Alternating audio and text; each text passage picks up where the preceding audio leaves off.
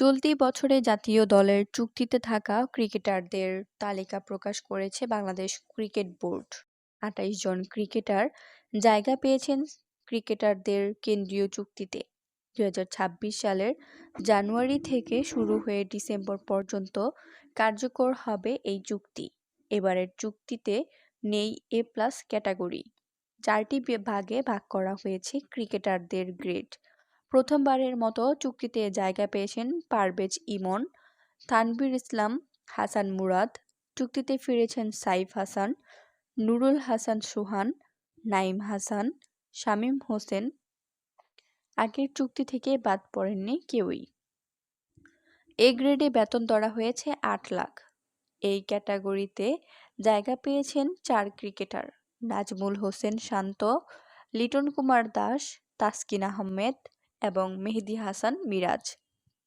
B গ্রেডে রয়েছেন মুশফিকুর রহমান, মুমিনুল হক, তাইজুল ইসলাম, মুস্তাফিজুর রহমান, তাওহিদ হৃদয়, হাসান মাহমুদ, নাহিদ রানা, সাদমান ইসলাম, তানজিদ হাসান তামিম, রিশাদ হোসেন, শেখ মেহেদী হাসান। এদের বেতন হয়েছে ৬ লাখ।